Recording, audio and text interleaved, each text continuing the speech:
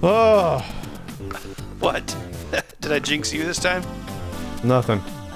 No, you didn't jinx me. It's fine. It's been a rough year in general. We'll get into that. All right. Welcome everyone to this not so common podcast. Returning is Ben Heck. We spoke last year. I think it was May 2017. Ben Heck, formerly of the Ben Heck Show of Element 14. He also works for Spooky Pinball. And welcome back to the show, Ben. Yeah, no, I'm just a bum who doesn't do anything. You taking that YouTube unemployment? Is that a thing you can go after Google for? You can apply for unemployment?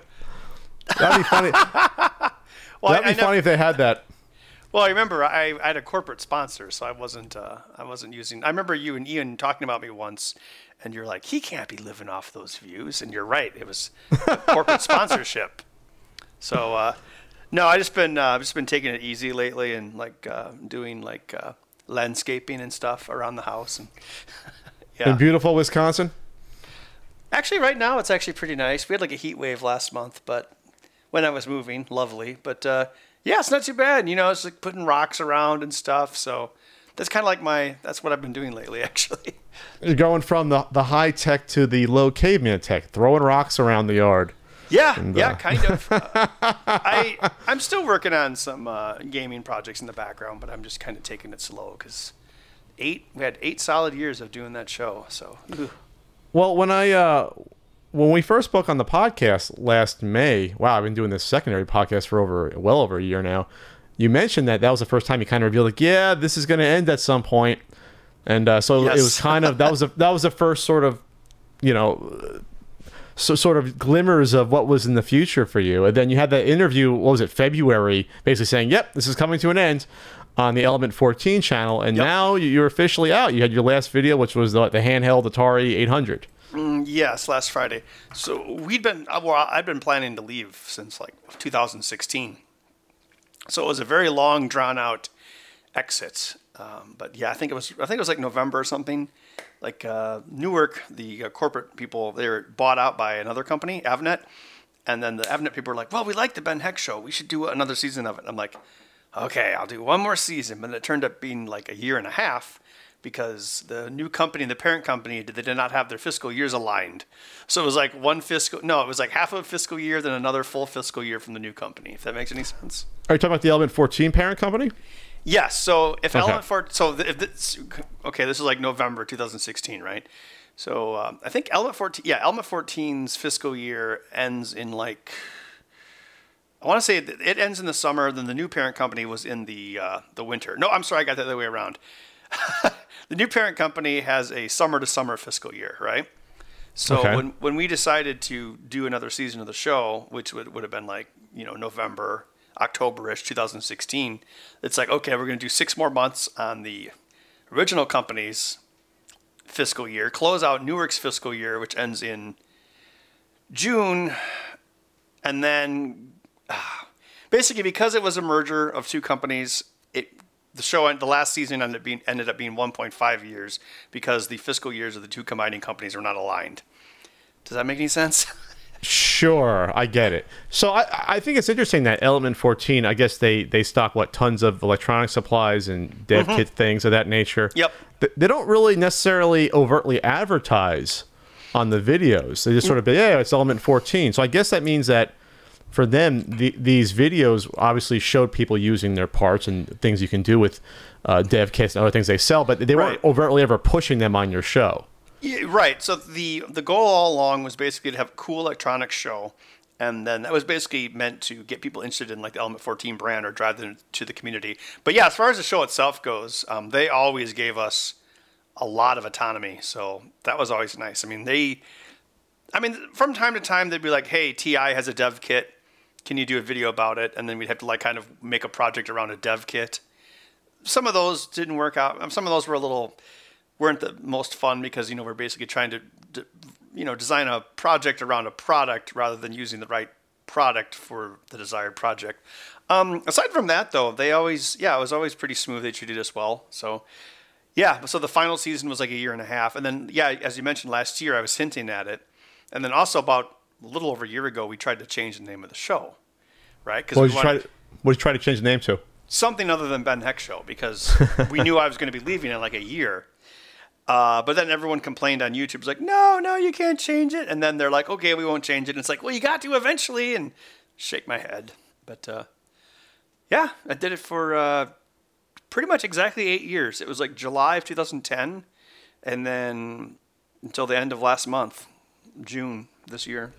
And you built up over 600,000 subscribers that I guess Right. a legacy team has to carry on in your absence. So we have as many subscribers as the average cat channel.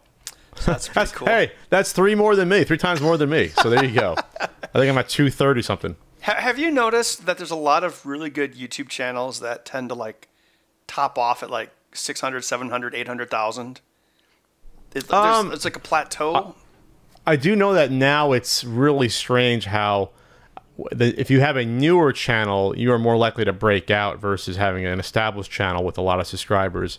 It seems like the algorithms, at least as far as I can tell, talking to other YouTubers that are trying to get to the magical 1 million mark, where they were growing 500,000, 600,000, all of a sudden their growth just dies off there. Oh, and so I know a couple of YouTubers that were struggling to get there. And I guess it's the way it works in the system. I mean, there's so many YouTube channels. It makes sense that. Well, the more they're... oh, shit. Sorry, I accidentally clicked on one because I was trying to look at something. Yeah, I think, it's an ever bigger pile of hay, and we're all just needles in that stack. Yeah, I mean, in terms of... there's been less views on my channel. By the way, if you hear a lot of loud noises, they're redoing my backyard.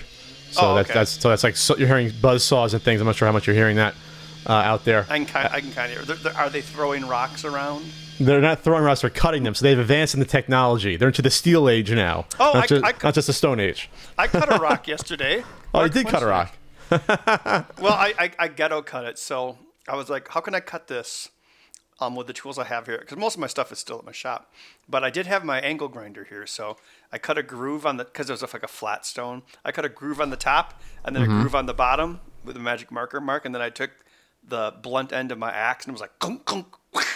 It was very satisfying. Man, you're just heralding back to your Viking ancestral days there. Well, there you go. One of my first jobs when I was a teenager was I helped with my stepdad's construction company. So I know how to like nails and saws, and I know all that stuff. My dad knew how to. My grandfather was a genius with his hands. He could build anything. My father had some of that, and then my father passed down almost none of that to me. So when I would go out to the shed and help my dad try to drill something, right? He would like give me the drill. Like 7-year-old little Pat would have the drill in his hand, try to drill it. Then he'd like be frustrated and impatient. Yep. Give me that. Let me do it. Yep. And so he never let me learn by screwing up or correcting me. That's exactly how it works. And then you know what's funny? Then you flash forward to the present and you're trying to show your parents how to use a computer, and they don't understand anything and they get really frustrated, and it feels like we've come all the way back around. I just think it's interesting that, I don't know, in 2 generations it's lost. My grandfather was like inventor level with his hands, and I'm like, I can maybe put up shelves if I have a stud finder. Like that's the extent of my knowledge. That's what I can do. It's not biological hereditary. It's what you pass down. So, whatever. But speaking of your parents getting older and history. Sure. But speaking of your parents getting older and transferring on tech, I think it's very interesting how, at least with my father, it almost seems like my father is my father's gonna be 70 this year. Damn. And thanks, yeah, he's old. So, but my dad would have been 75. This is a guy that bought us an IBM XT in '85 that knew how to use DOS and BASIC. He was pretty good with technology. It was always on the forefront with that, even going into the 90s. We put in our own Sound Blaster card. We got that Sound Blaster 16 kit with the Sound Blaster card and the CD-ROM drive. He helped expand memory in DOS to play certain DOS games. Like, he was pretty good with that stuff. He worked with computers at his work with, like, spreadsheets and things. And now he acts like he never touched a computer in his life. When I try to explain, like, newer things to him, we'll be like, oh, buy a Wi-Fi extender that costs $40. You plug them into your wall. You click that WPS button. It syncs up with your router. He's looking at me like I'm a freaking alien. And I just don't understand how how That's easily weird. I guess what technology changes so quickly, as we know, but I don't know. I guess if you don't want to keep up with it, you get lazy, and all of a sudden you act like you don't know what the hell's going on. No, that does sound weird, because usually people, they're either, consistently stubborn about it always, or they keep up with it. Because that Sure. is kind of weird. Like, I mean, I know a lot of old people that are like what I would call like aggressively stubborn about electronics. Oh yeah. They're like the guy at the end of the bar saying, "Computers, Yeah, I cell don't even know how phones. to, I don't even know how to turn on a computer. I make $9 an hour." That guy. Yeah, that's kind of weird. I wish my parents would have cared more about computers, but oh well. But then he just stopped caring. Huh? Maybe was it when he retired? He's like, "I don't care. I'm not going to keep up anymore." I don't know. I think it's a discipline like anything else, technology. You just have to be aware of things. You have to make sure. Like, even like Frank, who's on my channel, Frank, who goes to the flea market with me, even he finally got a smartphone and realized the benefits of having a smartphone. And being able to text people, and as he likes to call it, the Uber that he likes to use. Things like the Uber. I have a bill here on my desk. It's in an envelope. So I still do envelopes for most of my bills, actually. So you're one of those people. Okay. Well, see, everyone's got their thing. I write about until Castle Contrary and writing checks for various contractors. I was maybe writing 1 or 2 checks a year. It took me almost 20 years to go through my first checkbook, my first allotment of checks. It took me like 19 years to go through them, to write like 100 checks. Wow, yeah, that's pretty insane. I don't know, for some reason I like to see and feel the money going out the door. I'm just saying, everyone has their Luddite thing, and that's mine. Are you one of those people that still don't trust the internet for managing money, and you don't want to go on eBay because they can steal your money? You one of those types, or you're just for paying bills? Because I still hear people like that. If you buy something from like Alibaba or something, you should use PayPal, not anything else. Because if you try to put your credit card into Alibaba, it's not even that they'll try to steal it, but your credit card company will freak out. Or they'll be like, "What are you doing?" Yeah. I don't know. And then, it's weird, because then of course, the Postal Service is mostly junk mail now. So I'll, every so often I'll be like, "Oh shit, I missed a bill because I threw it out along with the pizza coupons." But yeah. Yeah, I always get the buy one get one magazines. I get like 2 a month. I'm like, "Oh, this is interesting." But you're right. It's funny. I actually still get the there's someone who used to live here, had a business, and I still get their bills from the state. Really? Which is interesting. They owe some back employment taxes. That's all I'm gonna say. So they cut and ran.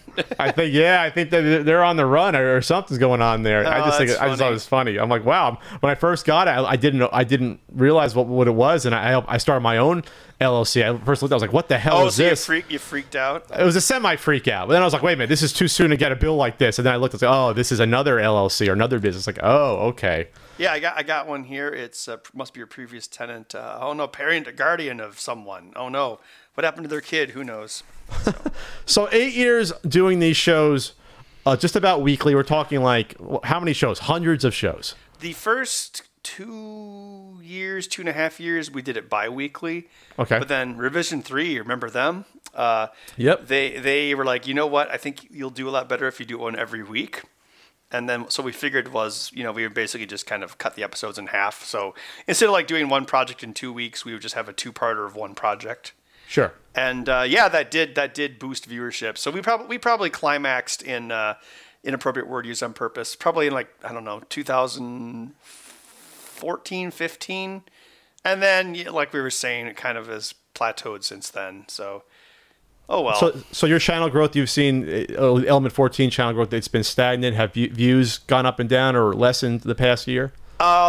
Over the last year, where I decided like, hey, we want to do like some longer term projects. That definitely hurt our viewership. Then the last 6 months, we've been, like basically to finish things off, we've been just doing other cool projects, or like basically going back to just like a new project every 2 weeks. That definitely kind of boosted the viewership back up, but it's not really where it was before. And I think that's kind of everyone's having that problem because there's so much stuff on YouTube. Yeah, I mean, you're talking exponential growth of channels and videos. I can't imagine. I mean, I can't even try to quantify how many videos are uploaded now versus even like 3-4 years ago. It's probably like 10 times the amount. Who knows? I mean, everyone has. Yeah, I was watching Westworld, the new season, and the guy's like, I'm going to upload all the data from Westworld, and it's like 1.4 exabytes, and I'm like, oh, come on. In like 50 years from now, an exabyte's going to be in your it's going to be like in a pill in your stomach. That's nothing. So, but right now, I think what did they say? Like even a few years ago, I think YouTube had like an exabyte of data on it. It's a lot. I think it's like a lifetime of footage is uploaded like every hour or something. It's ridiculous. Oh, it's a lifetime now? Oh, man. It's a lot. Yeah. But then, I think it's just harder and harder to for people to find stuff. I don't think it's really about evil algorithms so much as it is there's just so much stuff on there. Well, the algorithms have changed. I mean, because when I look at, and other people have cited this, like about 3 months ago, all of a sudden views just started dropping, and not necessarily on the newer videos, on the older stuff. So a lot of my older videos no longer getting the views. Like the way I know that. The evergreen ones? Yeah, the ones that like the state of retro game collecting. If you search for retro game collecting, it probably comes up, there. So that's an earlier video. We did that within the first year or two of the podcast. And the way I tell is just that I have to I give, Ian gets a portion of the revenue. So I have all the podcast videos divided up into playlists. Playlists only have 200 videos per they're capped on YouTube for whatever reason. So I know that first playlist is their earliest videos. The revenue from those like first couple of playlists, the first 400 say podcast segments, are way down versus what they used to be. So they're not getting shown to people anymore. They're not getting recommended. They're not getting played, and that's kind of strange. But then, from YouTube's perspective, they want the same thing with advertising on TV and radio.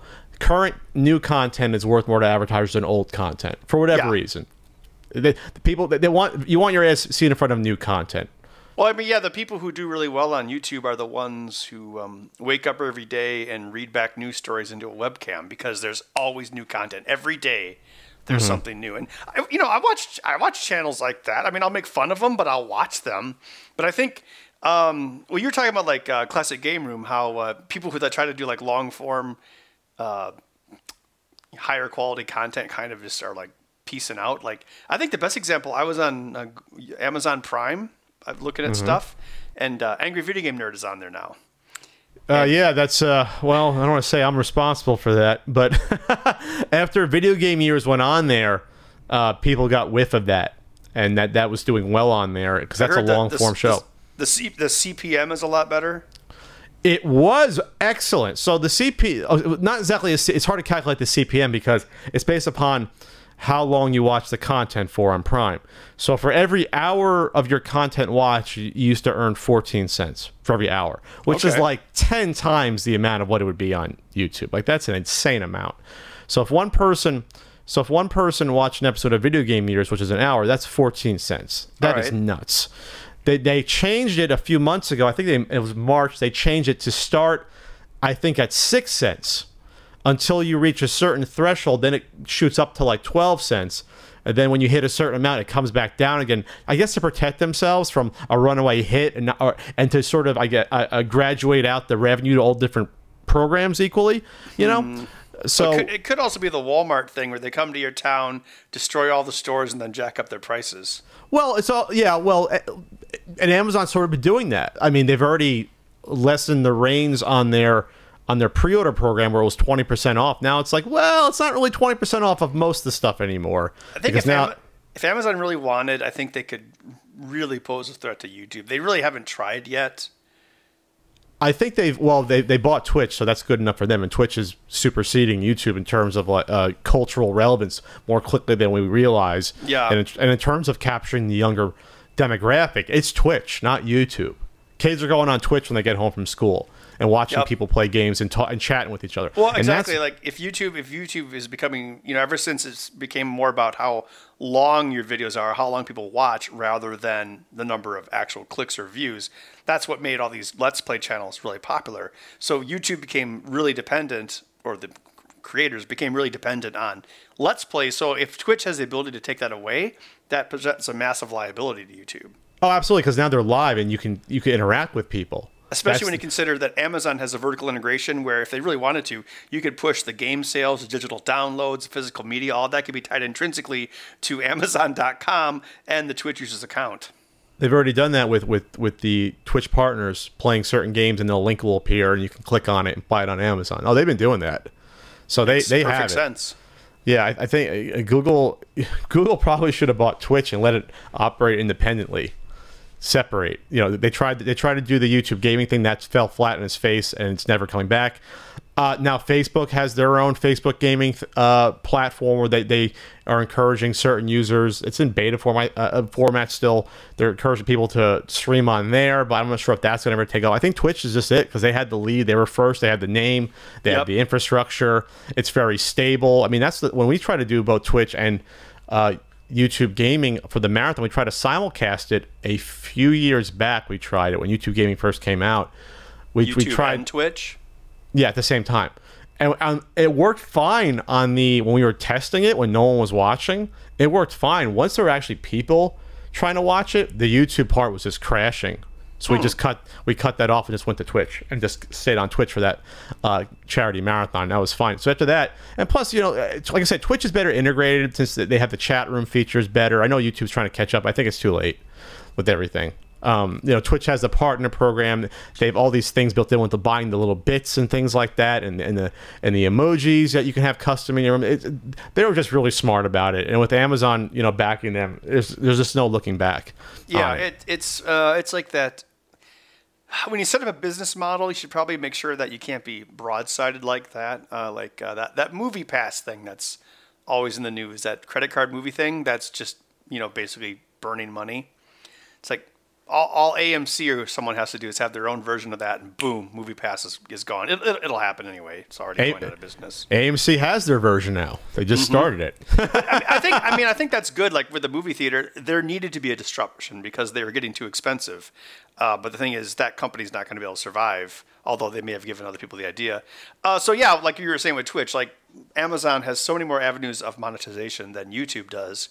It makes sense for people to go that way. I've watched Twitch streams, but I've never streamed or anything. I know I can do it with my PlayStation 4. It's like built in, but I've never bothered to try. Sure, but that's really it. Now Twitch is adding, I think it's still in beta for partners. By the way, I'm partnered. I just never used the channel because I haven't time, but I am starting soon. I keep saying that, but I am. I'm like 6 months behind my life plan because of moving into this house. It like disrupted everything. But anyway, more excuses. You just moved as well? I moved too. I moved in late December, but it's finally coming together now. Like I said, it's still getting worked on. The backyard and inside, a few rooms have to get worked on. I still unpack. The game room's like half done. I still have to put up some shelves behind me and unpack a lot of stuff. So I'm not there yet. I've moved before, and I've had cardboard boxes that basically stay filled with junk the entire time I'm there until I move again. Well, that's not my vintage they never PC. Get unpacked. My vintage PC collection is in the garage, and I don't think most of that's ever going to get unpacked. All the software, I have so much software, so many old computer parts, and like Apple IIs and Commodores and Amiga that I'm never going to open those up. Those are all swap meet finds, though. I have an IBM XT somewhere. I love to hook it up sometime in order to simulate how I played games when I was 5 and 6 in BASIC in GW BASIC. I want to take one of the bedrooms here and make it into like an 8-bit room, like the guest bedroom. I need to find like a CRT or maybe if I'm lucky, like a Sony PVM. Then I can hook my old consoles up to it. I haven't found this. I'd love to. I saw a Sony PVM at a show once, and I think it was like had a crack on it, and it wasn't actually too expensive. But oh well, I think I flew to the show like it was like Portland or something, and it wouldn't fit in the overhead bin. So yeah. I think I have a Sony PVM in the garage. I'm pretty sure. I'm pretty sure. Wait, did I give that to someone? I might have given it to someone to use. I don't know. Gave it to someone? I don't know. Oh man. Ben, I have a sharp NES TV I haven't turned on. So I mean, come on. All right. I have too much crap here. yeah. I guess I try not to buy too much crap, but sometimes I think I bought like a Tandy color computer a couple of weeks ago at a garage sale. I don't know why. I'm like, oh, there might be some chips in there. So, but yeah, YouTube. I don't know. I guess even though I had a sponsored channel, I could still, it just doesn't really feel super important anymore. And then for me, I know a lot of people talk about like the YouTube treadmill or the Twitch treadmill, and I would feel the same for me. So for me, I didn't actually do the editing or anything; someone else did, but we were still always building projects. And sure, you're talking about how many episodes. Once we went once a week, which is 2012 or 13, we released 52 episodes a year. So we would like double them up for the holidays or to take a break or vacation. So Sure. yeah, it was pretty nuts. And definitely my blood pressure went up and I gained weight and I'm like, ugh. So you're just done with that grind. I mean, Twitch is a grind. I know I have someone close to me that does it as a job, and it's a grind. And it's like the subscribers go up and down, and followers go up and down, And the stress goes up and down. and if you get sick or you don't stream for a week, you lose your subscribers, which is your direct revenue. And it just sounds like is it that much better than working in a cubicle somewhere? The thing is, who said that if you work a job you love, you'll never work a day in your life? Plato or someone? I think that's bull crap. You can get sick of anything eventually. Like sure. If your job was to have sex all day, you'd get sick of it. I'm sure hookers do. But yeah, a friend of mine was talking about that, and he was talking about playing some game. He's like, I don't think I'm going to stream it. I just want to sit in my living room and play the game and not have anyone watching it. And I'm like, isn't that a crazy concept that you would even think that way? It's supposed to be fun. It's supposed to be relaxation. Yeah, so you play on Twitch. You're doing a performance piece. Yeah, you're not just playing the game for fun. Now you have to look at the chat. You have to be entertaining. You have to interact. You have to talk to people because you're performing for them. Right. And that's something that I think eventually people will get sick of because you're putting on an act. And yes, this is an act right now, but this is at least more natural talking to someone and doing a podcast versus playing a game and trying to be funny and trying to be entertaining. You can see that forced sometimes, and it's uncomfortable. But like anything else, the same thing like having a YouTube show. Sometimes it's forced, and you have to do it week after week. My friend Gerard, Completionist, he does that show every week for like 6-7 years. It's insane how he's kept up with it. I mean, he's definitely been burnt out from that before. But the audience expects the show. Like that's why they're there every single week. That's how he maintains and builds an audience. Yeah, but at some point, something has to give. For a bunch of YouTubers, I think there's been articles about that, about the middle class of YouTube, how that's like the most awful place to be, because it's like, well, you still struggle to get bigger. You're making enough money to live off it, but you're stuck there. You're just sort of stuck in this middle class that's not moving anywhere. And that's a lot of YouTubers are feeling that now. A few of my friends. Fortunately, I've branched off with a couple podcasts. I have a book. I have other projects, so I'm not feeling that sting as much. I've never made a majority of my living off of YouTube, for better or for worse. So I guess I'm fortunate, probably you are as well, that we don't have to worry about that as much. But it's still a shame. I mean, you helped build the channel with 600,000 subscribers, and it'd be a shame for that channel not to be able to exist the same way it was before, just because an algorithm changes, or just because people move on and get sick of the same content they've seen year after year, or for whatever reason. It's delicate entertainment. Yeah.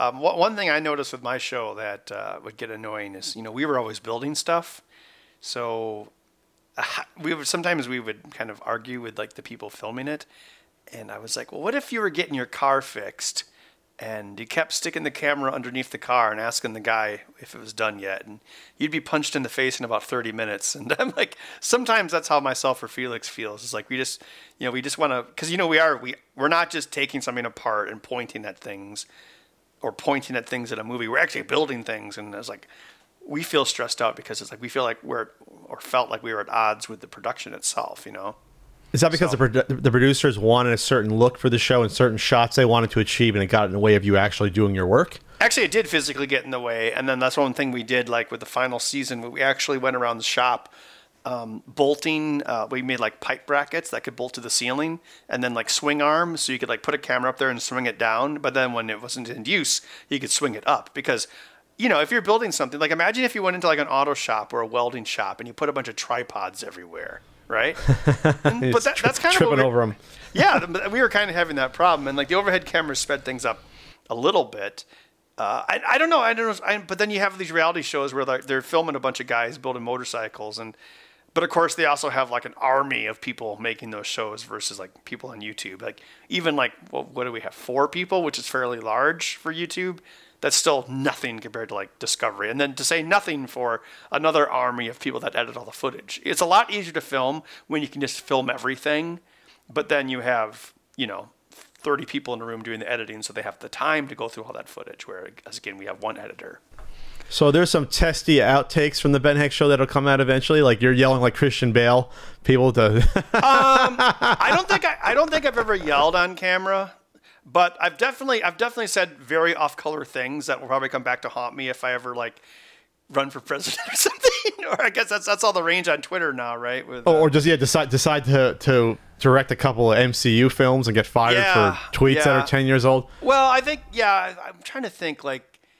Because the thing is, it's very much like making a movie where most of the time you're trying to make it work, or you're trying to get it ready, and only like 10% of it is actually filming, right? So the rest of the time you're just like sitting there, or like, Felix and I will be waiting. We'll be ready to build something, ready to rivet something together, ready to solder it together, and then we're having to wait for the cameras.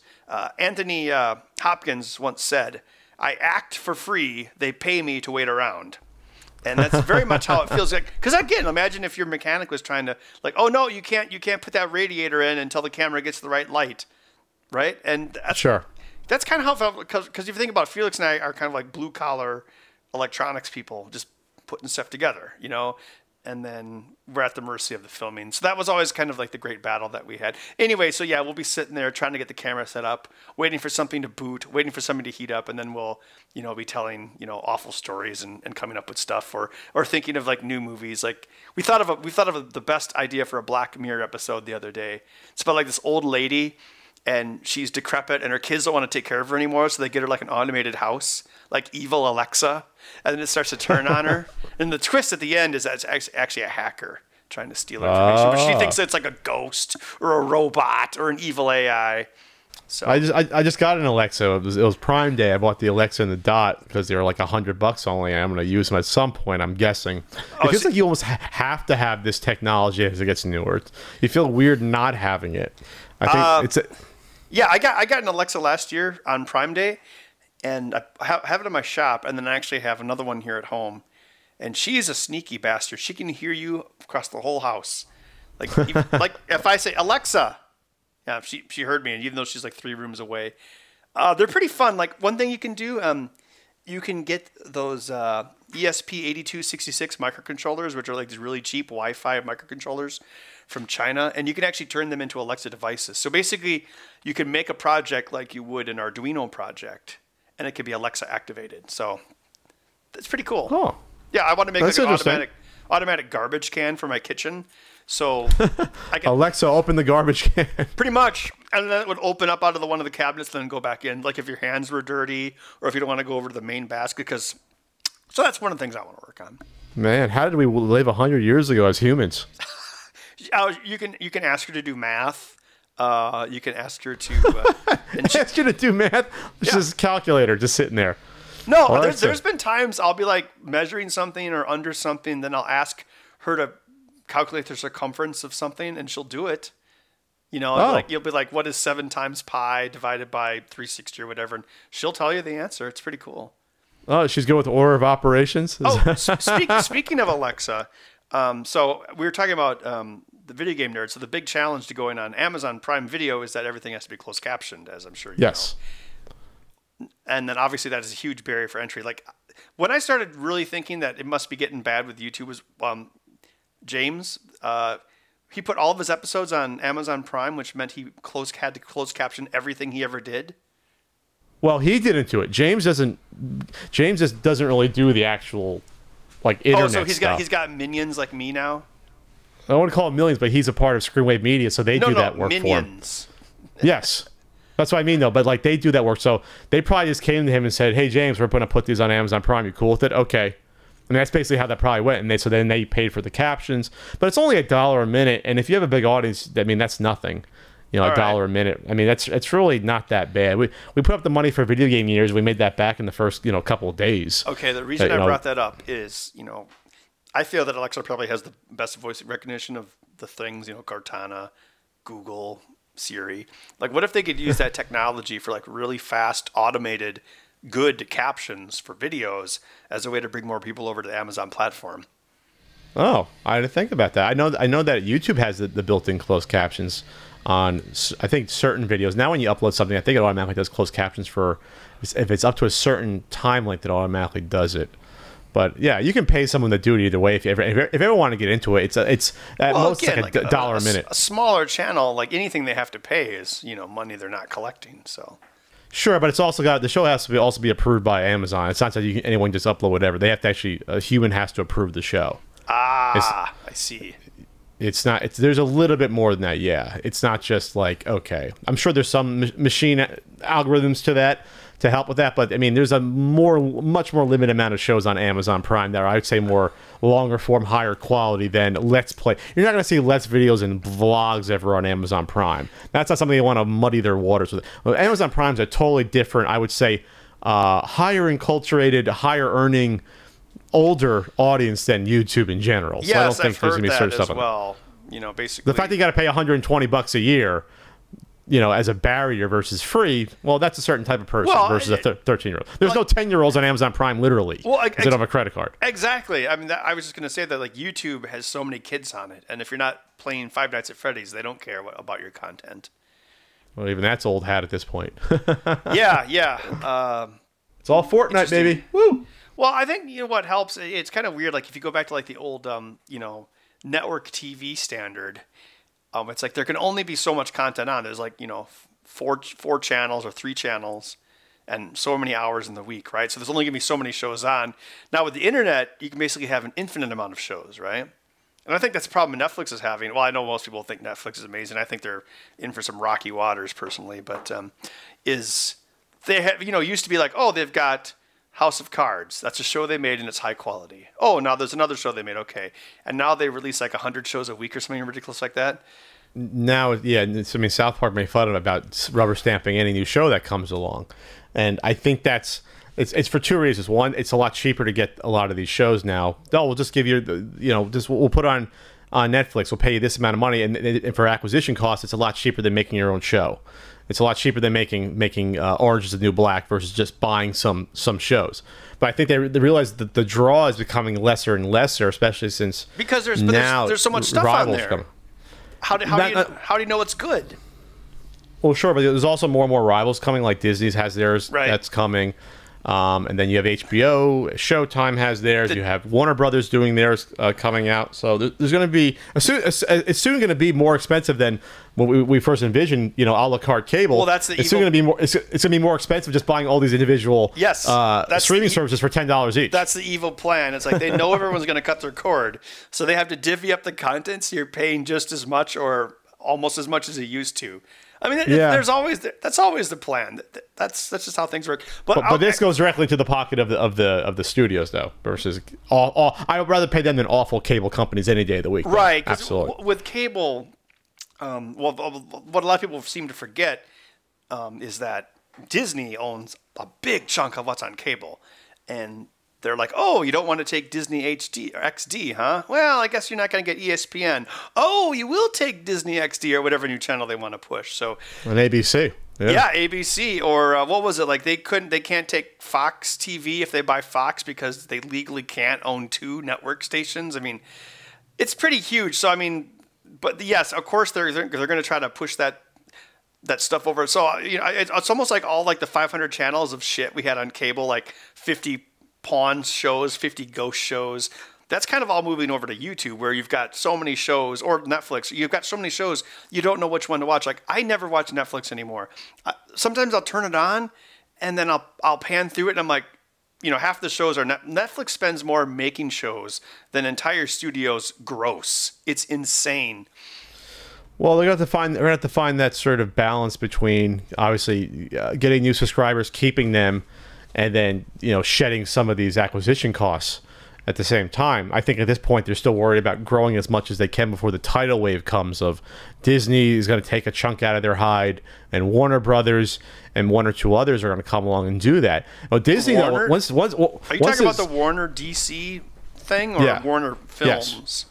Well, it's Warner Brothers. Okay. So I mean, but Disney's going to be the one because Disney's going to own like half of the old movie back library. If Disney obtains Fox, they will own about 40% of Hollywood. Yeah. So, it's going through. I mean, Comcast pulled out. It's going to happen. So I mean, just a matter of when.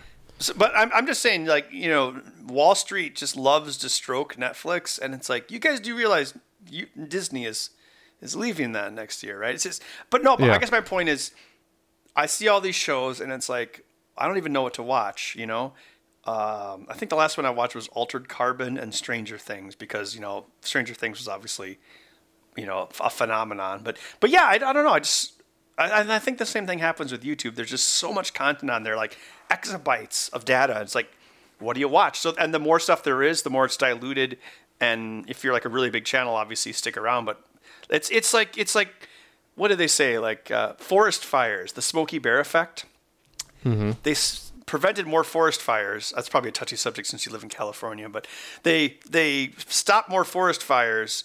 But what happened was, with the large trees not being burned down every so often, the little trees could never grow because they would never get sunlight. And that's kind of happening right now. Like, so these little channels can never grow because there's so much other stuff out there that overshadows them, like literally overshadows them in a forest. Are you encouraging me to start a couple of forest fires? Is that what's going on? I don't think California needs any more forest fires. No, last year was bad. Yeah, we have enough weird shit going on with climate change and really dry seasons. And I mean, it was really humid here last week, and I was like, wow, I'm in San Diego. Didn't feel like it last week. I've never been to San Diego. Usually San Diego is beautiful and nice, but it's been a little unseasonably warm. Was it all the nerds? They come in for Comic-Con, right? Maybe. Right? Yes, all us nerds, all 150,000 of us nerds, all converged in one place this past weekend at Comic-Con. That was my 11th Comic-Con. I wanted to talk about that. How this Comic-Con felt more muted than previous years. There was only 3 big announcements that came out of Comic-Con. 3 trailers: Shazam, Aquaman that everyone knew about that was coming, right, and the new Godzilla movie. That was it. Marvel didn't have a panel, no announcements, no Star Wars panel, nothing like that. Disney does their own thing anyway. Their D23 whatever convention that eventually they can have their own Comic-Con since they're going to own, like you say, they're going to own everything, Simpsons and Aliens and Predator franchise and Star Wars and everything but Spider-Man. Still, you know what I really think they're after? I really think they're after how much money Avatar will make in China, because Star Wars apparently, China's not nostalgic for Star Wars, but Avatar will make the sequels. They're going to make bank over there, and I think that's a big. They'll make billions. Yeah. Yeah, I think Disney's thinking about that. Everyone talks about it's everything. Yeah. But I don't know. I like creative stuff, and I don't know. I mean, sometimes it's good when companies merge, but I don't know. That's getting kind of big. It's too scary for you. Well, it's also obviously they want all the X-Men characters back. They want the Fantastic Four characters. Right. I'm selfish. I want a proper Fantastic Four movie before I die. So that's worth the monopoly for me. But it's also the distribution rights to the original Star Wars movie are owned by Fox. Always were owned by Fox. Yes. So those finally go back to Disney/Lucas. Right. After all this time. So that's interesting too. I don't necessarily like it when people assume that it's theirs that they took from it. Like Fox made A New Hope, and all the sequels were owned by George Lucas because they gave him the toy rights, and he used that to self-finance the sequels. And Marvel was broke in the 90s. That's why they were selling off all their film rights in perpetuity. So I mean, eventually, if they can get it back, that great for them. But I don't know. I think about it like when we do our pinball licensing and stuff, or when we try to. It's the fewer studios there are, the harder it's going to be to get stuff, and Disney is not always the easiest studio to work with. I'm gonna have Mickey Mouse come to my door and break my kneecaps. Just like in South Park. He's gonna have a chainsaw.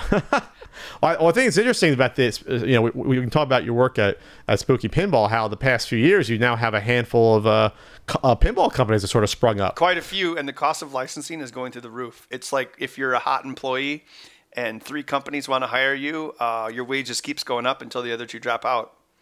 Or really? No, like when people headhunt you, Headhunting between like the three main pinball companies. No. I'm just talking about in general. Like, right? If you got 2 companies trying to hire you, basically they have a bidding war, and then whichever company stops offering you more money, you go to the other one. So you have all these companies going for the same license to make it. Okay. Exactly, and it's even in the time I've been doing pinball stuff, it's gotten pretty bad because you have Stern, JJP, Chicago Gaming, Spooky, There's a new company called Deep Root. There's a company called American Pinball. Deep Root, huh? Yeah, it's a lawyer guy who started a company. He's got a lot of investment. He's actually putting money into it. So I think he would, despite even notwithstanding the companies that like failed and took everyone's money, you probably got at least 6 active companies right now. As Dutch Pinball with Big Lebowski. Dutch Pinball is done. That's it. They did the one. That's it.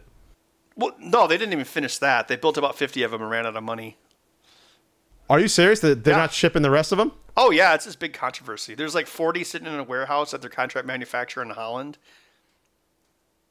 Yeah, it's done. What happened? What happened to all that money? They spent it all. It's costs. If you're like, oh, we're going to sell a game for $8,000 and our profit is $2,000.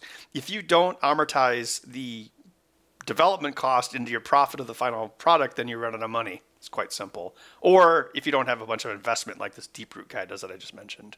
So you can no longer buy a Big Lebowski pinball machine and no more are being made. There's like 50 of them, you're saying. They're being resold for like 20 grand now because for the time being people assume they're done. Wow. So they don't have the money to even give the people back their No, you can't. games. You can't get a refund. The money. I'm just assuming, but I mean that's usually how it goes. Is they, actually they had even like the first year they were selling stuff. One of their guys, because they're in Holland, but one of the guys was American, and he started refunding everyone's money out of the blue one day. So people wonder if he knew something that everyone didn't. Like if it wasn't like viable. And then we sold a lot of my game that week because everyone just took the refund and bought my game, and those people they got a game. So they're going to make about 250 of those Big Lebowski games, and they shipped about 50, and then there's 40 sitting in a warehouse. But the thing is, it's a classic thing, like failing business 101. If you run out of money and your vendor will no longer give you free shit because you won't pay your invoices, you find a new vendor. So they're going to China to try to find somebody else. But I don't know. It sounds like maybe those games might get released, maybe another 90, but... I'm glad I did not pre-order that. I'd be pissed off. I put, what is it? After the shipping, it was like $10,000 for that probably thing. about 9. Well, you would have had about a 20% chance of getting a game. 20%. Well, let's put it this way: since I have an audience and a voice, I probably would have got mine before someone else, unfortunately, because I would have freaking said something, for that amount of money. It would have been in their best interest to get me a machine, lickety split. Actually, like we did I'm no longer helping with it, but. The latest spooky game was Al Scooper, and the very first one went to like the Rock and Roll Hall of Fame. So even if Spooky were to explode tomorrow, they'll have it. So that's usually how it works. They, people like you're just saying, like people who are big into pinball or like celebrities, they usually get it first. Like, yeah, it's pretty typical. Well, no, I'm just saying I would have paid for it, and if I didn't get it, I would have yelled about it and have a loud voice if I spent $9 grand. Yeah, there's been like at least three or four major pinball companies that started up, took a couple million, and are bye-bye. It's amazing. Was that one like that Alien pinball one? Was that one of them? Alien went away. I think they might have shipped about 180 of those. So those exist. Those are out there. Yeah, there's one here in Madison, but still they went away before they got everyone's games out the door. So that went away. Dutch Pinball, they're still giving updates, but they're probably done. There's the Magic Girl one that died. Magic Girl? I mean, I don't know anything about this game. He did like Theater of Magic and Tales of Arabian Nights. Ooh, I like. What was the other one? Then there's this redneck guy from Michigan who made a Predator game, but it turned out he didn't have the license. That's the one. Yes. I thought the Alien wasn't licensed. It was a Predator one that wasn't licensed. Yep. How do you do that without a license? He did. He took it to a bunch of shows, but here's the thing: you're talking about like early people. Then people were actually pissed. They're like, well, if you would have just let him make, but basically, I don't know, like some people in the hobby who had ties to because there's people that work in Hollywood in the pinball industry, and they basically went to Fox and found out that he never had a license. He just lied. And then some people were like, well, if you would have just let him make the games, we'd have our games. And it's like, no, you wouldn't, because he would have run out of money before he finished everyone's games. But then of course the early adopters, they don't care as long as they would have gotten their game. They would have cared. They're like, okay, fine, I don't care about anybody else. I got my game, even if he only built 50 and ran out of money before he could do the other 200. So there's actually I just clicked on this right now. I'm searching for it. There's a Popular Science article for the curious story of Magic Girl, the would-be greatest pinball machine of all time. Mm-hmm. At $16,000, it was the world's most expensive pinball machine. It was also the most fraught. Wow, this Ian didn't tell me about this. He's my go-to pinball source. I did not know that this was a thing going on. So, $16,000 levitation chamber. What? That article that you're reading, that was. There's this pinball podcaster named Chris Koulis who goes as Kaneda online, like from Akira. And so he bought a secondhand Magic Girl, and then he's got a lot of ties in like publishing and advertising. So I think he got Popular Science to do that article. So, wow. Yeah. So what happens here? And this is a guy that used to do pinball machines in this case. John Papa. So it's just... Yeah, he used to be a friend of mine until like he started scamming everybody, and I'm like, peace out, bitches. So what happens with these people? They figure we have the knowledge at least to put these machines together in theory, but they have no experience with the business side or with the production side and sourcing the parts and the dev side. It's usually the production side, because it's not that hard to build a prototype pinball machine. What's really hard to build one, or even three, like the Big Lebowski. When they showed up at Expo in 2018, when they showed up at Pinball Expo in 2014 with their 3 prototypes of Big Lebowski, they were the belle of the ball. I mean, everyone was just like drooling over them. Gary Stern was looking at it with like a pissed look in his face. But those are prototypes. When it actually came time to manufacture, they got a contract manufacturer, which meant they basically paid someone else to manufacture it. And that's basically where they lost control, and then it all went to seed. But yeah, it's really hard to. It's a big difference between making a prototype and manufacturing something, especially when you have something like a pinball machine, and the margins aren't that great on it. I know when we were, I don't remember who Rob Zombie's licensing company is, but everyone assumes it's like a piece of junk lunchbox from China. Like, oh, you get like a 80% margin on this, right? And they were wondering why we couldn't give them more money, and it's like, no, the margin on the pinball machine is only like 20% or even not even that. So, but I'm just saying, like, a lot of these licensors are so used to plastic lunchboxes with the Avengers logo stuck on the side, they don't realize just how expensive it is to make a pinball machine. Well, there's so many pieces you have to source, right? And then you have to make sure that one of those, say you get a batch of a little piece here there, it doesn't fit, that money's out the window. You have to redo that and multiply that by hundreds of pieces. Yeah, and then, one thing Stern does is they like stockpile parts in case there's ever like a supply chain issue. Like, I don't know which game it was, which spooky game it was, but there was one where we were running out of amplifiers, and it was a real scramble. So when you're running out of amplifiers, you basically, even if you can't get a good price on them anymore, you'll basically pay whatever someone in China wants to get more amplifiers. You know what I mean? Like, you scramble.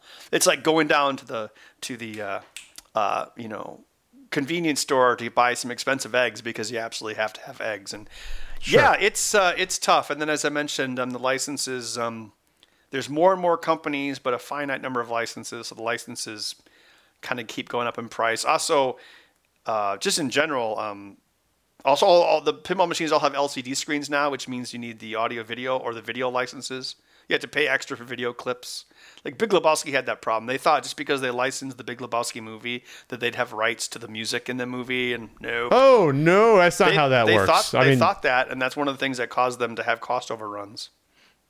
They didn't think about that beforehand? They didn't realize that the music of a movie, they have to license that music separately? That's what I heard. Because then when the game comes out, it has the songs from the movie, but they're cover versions, which means it's a cheaper license. Because when you license a song, you have to pay the artist and the publisher. It's 2 separate licenses per song. But if you get a cover version, then basically you're just paying the publisher version, not the artist version. That's why maybe you'll experience it with your Alexa or your Echo. Like, even a lot of groups like Journey re-recorded a lot of their old music because they weren't getting dick for the publisher rights anymore. So they can actually make more money by re-recording their old songs, so they get their rights renewed, and then they can redistribute those songs on a platform. So. Oh wow! I didn't think about that. Yeah, if they're putting up the money to re-record, I mean, they own the music rights, but not the recording. I guess exactly, like you said. That's it why makes sense. You could Kesha could could do a cover of a Paul McCartney song if she wanted, because Paul McCartney, well, maybe he does, but the publisher owns the publisher owns the music and lyrics, and the artist owns the performance. That's why pretty much anyone can cover anything, even though all they ever do is cover Mad World. It's the only song that ever gets covered. But yeah, that's very interesting. You think that you got this huge project, you do your homework or something like that, but I guess, sometimes people don't think things through. So getting all these licenses, these IPs for these pinball machines, are you guys in the industry doing that because it's a surefire hit? You have a built-in audience.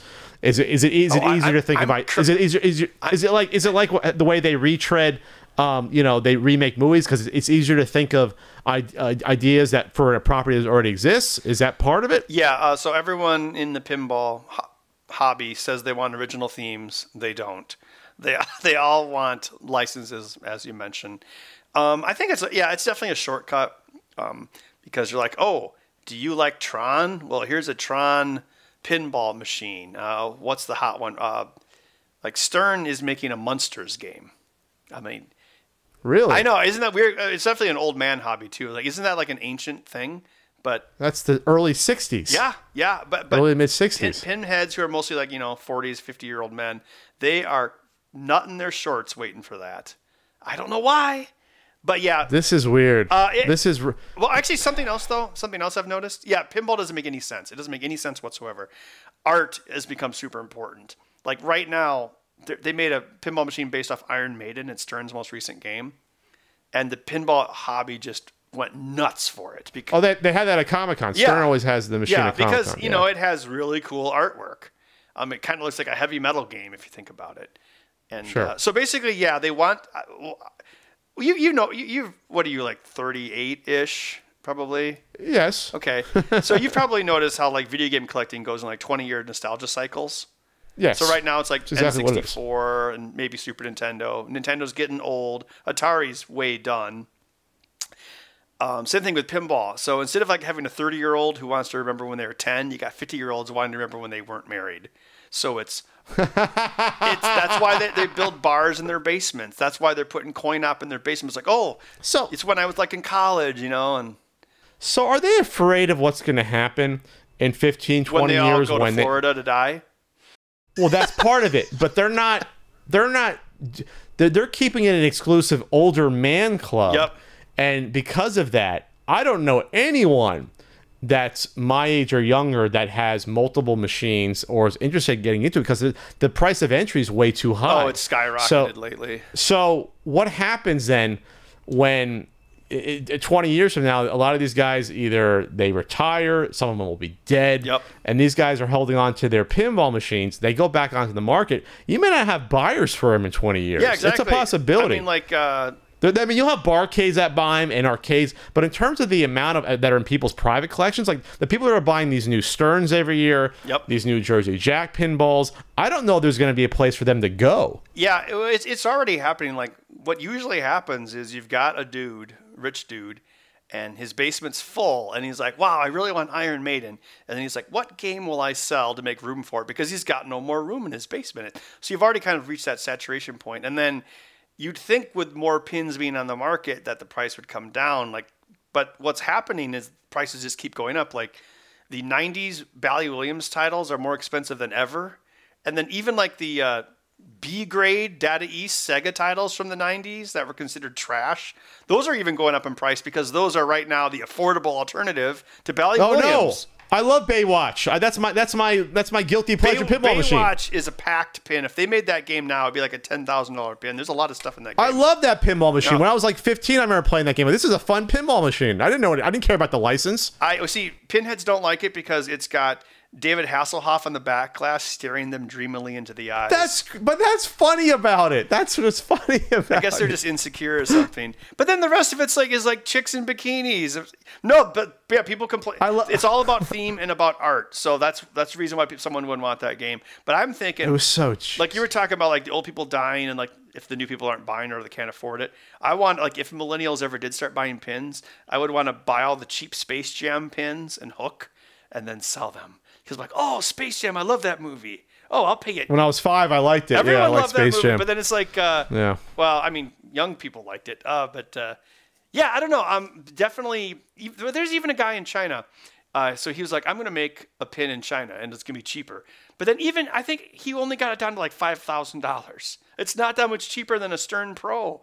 And it's like, oh my God. Well, when I see the remake of Attack from Mars costing almost $7,000, it's like, well, at that point, see, is it that much? That's not bad. That's not bad because that was actually cheaper than the Medieval Madness remake, which was $8,000, and they put a bigger screen in it. But are they just pricing them that high because they know they can get away with it, or is that actually the cost? Oh no, they know that they know the classic machines cost $10,000-$12,000, so they figure, well, some idiot's only going to spend $2,000 less. Classic machines didn't cost that much. I mean, Stern was selling new games for like $3,900 as recently as 2010. Basically, so it's just inflation, just because they know the market's stupid. It's not even inflation. Inflation is when like the cost of the money goes up because of interest rates. Well, this is just price gouging. It's gouging. Yes. That's what I mean. Yeah. They know that idiots with a lot of money in their 50s are going to buy it, so they double the price of these machines in 5 years. Well, I mean, why does Nintendo makes their NES Classic?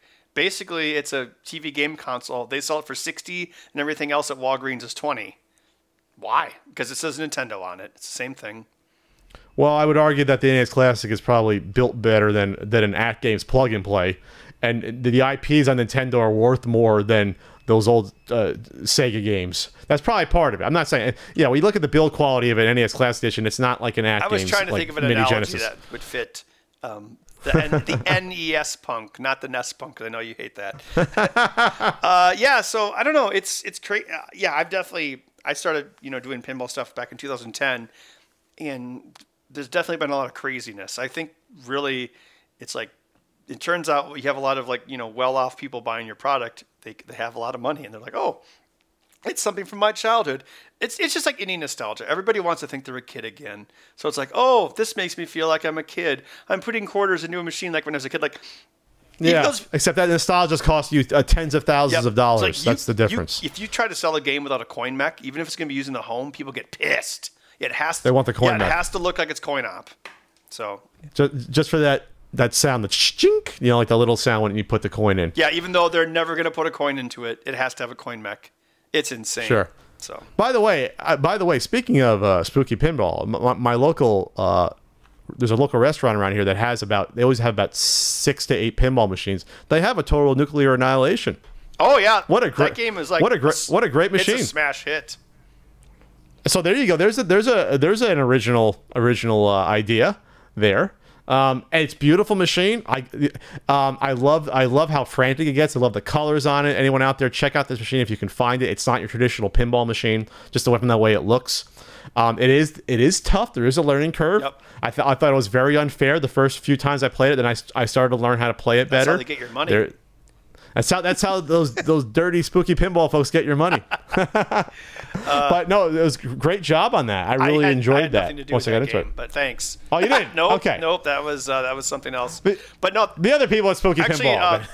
The rumor is that because that original theme has done so well, Stern might actually do an original theme game here soon. Well, there you go. Speaking of that, you ever find that missing America's Most Haunted you're going to give me? You ever find that one? I don't even have one anymore. He told me that it was one that was like broken in half. What did he tell me? Oh, the one that was half completely smashed? Is that the one you told me about? I thought you said that you had one that was like broken in half or something. I think they switched carrier or shippers after that. But there was, we only made 150 of those, but I think at least 10 of them were basically completely destroyed in shipping. It was a pretty bad percentage. Oh, my God. Yeah. That's insane. And then, there was one where I think they took the insurance loss on it, and then it was still playable. I actually used that one to do a code update because it was kind of like you couldn't resell it, but, it was still there. Sure. But then there was one, I think it was when we were in Texas, and the guy showed us a picture. And just imagine if a pinball machine was dropped off like a 10-story building and basically splatted and flattened all its pieces on the ground. And that's what it looked like. Yeah, I don't know. Some of these shipping companies, they don't give a crap. There's actually a thing you can get. It's called a tilt and tell, right? It's the sticker you put on it. It kind of, remember, like that Wooly Willy or like those games you'd play as a kid where you're rolling a ball around in plastic, like those. You stick it. You stick this plastic thing on the side of your box, and it's got all these little blue beads in it, right? And there's two. So you'll know if it's tilted. Is that what it is? And then if the beads tilt, there's glue, so they can't be untilted. Gotcha. So if basically the manufacturer using that now, so you can see if because if the game tips over, all the glass could break, and sure. I mean, those. Yeah, whatever. But yeah, I remember we had a really high destruction rate on that game, so we had to, they had to be rebuilt. Well, it looked like a great game. I didn't actually get a chance to play it because at Portland they had one, but there was always people playing it. But I wanted to play America's Most Haunted. Do you think there's a chance that if Spooky blows up on its current path that you could, put out a second version of some of those older machines that maybe at first people didn't know about them? Is it worth it going back to the well for that or no? When we were doing America's Most Haunted, it wasn't selling fast enough. We were worried we wouldn't get to our break even. So we're like, okay, we're going to cap it at 150 units. And again, as soon as he did that, everyone came a running. Again, it's all about nostalgia, scarcity, blah blah blah. And but then we said we'd cap it at 150, and so at least for that one, nope. It's too bad too because if we sold more, I'd make more money, but we're gonna stick to it. Damn it! I know. Actually, I was listening to a interview with one of the distributors, and he was like, one thing Spooky could do, they probably could have sold more of their other games if they had higher limits, like America's Most Haunted and Rob Zombie, because like limited to 150 and then 300. And I'm like, yeah. I mean, we could have sold another 50 of those, and I could have had a Tesla in my driveway. But whatever. What are you gonna do? Oh, what are you gonna do? You're gonna make more at some point. That's what you're. Maybe. I kind of wanted to make like. All the R&D's done. I wanted to make like a follow-up, like America's Most Weird, like urban legends. So instead of ghosts, it'd be like Bigfoot or like Loch Ness Jersey Monster, Jersey Devil, Skunk Ape, aliens, all that stuff. But yeah, nice. That might be fun. But yeah, I'm still at my new place, and I do want to get a pinball machine since I have room. I don't have a room for like 20 of them, like some of these people out there. Yeah, they got 20 of them. Jesus Christ! I guess there's no basements in San Diego. That's part of it. Not many people have basements. Oh yeah. There's no need to. But I mean, man, I can't imagine. I feel bad for the eventual kids cleaning out their deceased father's basement and having to deal with 25 pinball machines. That reminds me of a couple jokes. So a friend of mine was looking for a house. And then he sent me a picture of it. He's like, hey, look, I wonder if this one comes with the pinballs. And shows a picture of their basement. And I'm like, Jesse, if they have a bunch of pinballs in the basement, you probably can't afford it. Hashtag Zillow profiling. And then the other joke is a lot of these guys will lie to their wives about what the games cost, right? Oh, my God. So what was this one guy? He got a Medieval Madness before it was redone. And then he had it like high-end restored. So it's probably about $15,000 game. And he told his wife it was $50. So what? So the joke is that all his friends are like, when you die, we're all gonna go in there and just pay your wife what she thinks these games are worth. I don't know what person would think a high-end pinball machine would cost $50 unless you find on the side of the road from someone. This guy also has he stores some of them at his place of business, and he actually has a Scooby-Doo thing. There's like a tool on a piece of pegboard that if you pull it, it opens up a door to where the games are in the shop. I guess living in fear of your beloved wife. I guess I don't know. Who would think that? My mom would know better than that. That it's like look at how big this thing is. But no, that's a story. Like judge. Apparently but I guess that happens a lot. And then, so the joke is like, when you die, we're going to go in there and just, all we're going to give her is what she thinks they're worth. Ha ha ha ha. So, yeah. So I guess that's when this all crashes. 15, 20 years is you're going to have go from 8 pinball manufacturers back to 1 or 2. Oh, probably. Because the thing is, yeah, I mean, if... Make that money now, Ben. Well... Make that money no, I'm like, if these... I mean, think about, maybe you're not quite old enough, in the 80s, 50s retro diners were the big thing, or Beach Boys. Oh, yeah. And but now no one cares because those, maybe the fans are still out there, but they're all old and they're spending their money on dentures and medicine. Elvis collectibles. That's the thing we talk about on the podcast, how there's no one to buy these people's Elvis collectible sets and Elvis merchandise and old records. No one cares anymore, so the value plummets, and you have a bunch of stuff out there no one wants. And I said to people, and with people like Chris Kohler, a gaming journalist, we're talking about the same thing with retro games. What's going to happen in 25 years? No one's going to want, when I say no, I mean in general, no one's going to want a whole set of NES games. No one's going to want Genesis games in a physical cartridge. Yep. What happens then? You have a ton of these that are in collectors' hands. They're going to come back onto the market, and they're starting to now. Unfortunately, collectors are passing away. You have collectors that are auctioning off their stuff. A big auction happened in New Jersey a month ago. You have people just are getting out of it.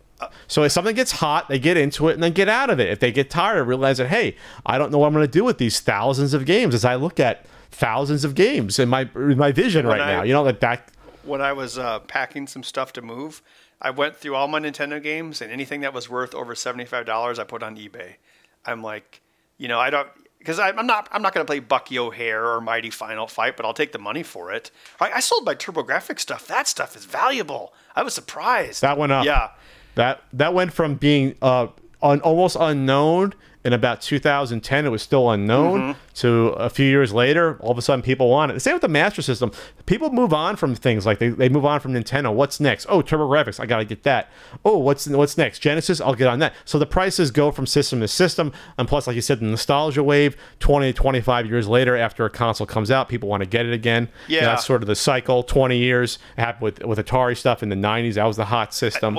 And you know, so that's what's going to happen with probably, I'd say, a couple more systems, but then it's going to run out because now we're getting to the end of physical media being a intrinsically held sort of, I guess, moral value of a belief of having to own physical items. I don't think the new consoles, it's going to be gone, which means GameStop will be gone in about 3 years. I think whatever Xbox 2, PlayStation 5, bye-bye discs, they'll be gone. Yeah, I mean, Switch, it works with the handhelds for Switch because they limit the amount of storage. By the way, I hope you admit you're wrong on the Switch. But anyway. Oh, yeah. Well, even with the Switch, it's like Nintendo manufactures a cartridge, so they like physical media because they make more money on it. That's the same reason why they kept doing cartridges longer than anyone else. I was going to say about the nostalgia cycle, I worked at a Funko Land when PlayStation came out and N64.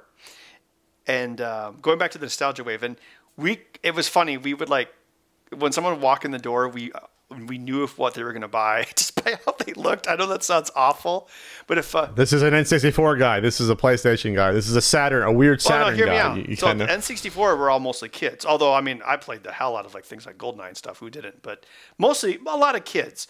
But then PlayStation, there's a reason I bring this up. PlayStation was always like a 24-5-year-old guy with a dirty starter jacket every time. Remember starter jackets? Starter jacket. Yeah.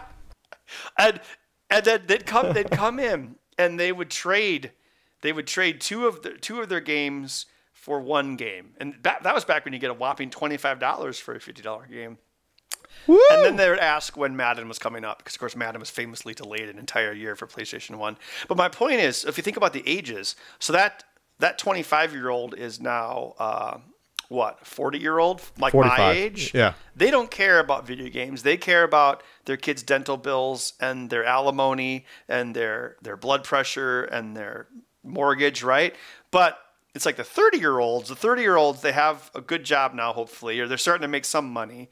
And they're thinking about what they liked 20 years ago. So what they liked was the N64, which is why that's nostalgic. Even though the PlayStation 1 was, much more popular, it didn't stick in our collective unconsciousness because the age group that enjoyed it basically isn't in the right nostalgia stage now. You know, they're too old to care.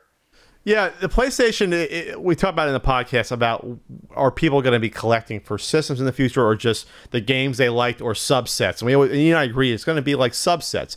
You probably won't have many people that will say, oh, I want an entire PlayStation 1 library because the mentality sort of shifted. And plus, I don't know, it didn't have its own, I guess. I mean, the games had a style, but not like, there wasn't like, what's the PlayStation identity? Yeah, but the games, what's the PS2 PlayStation identity? 1 games are so freaking ugly. We went backwards. We had beautiful SNES games. And the Genesis games, well, they weren't as beautiful.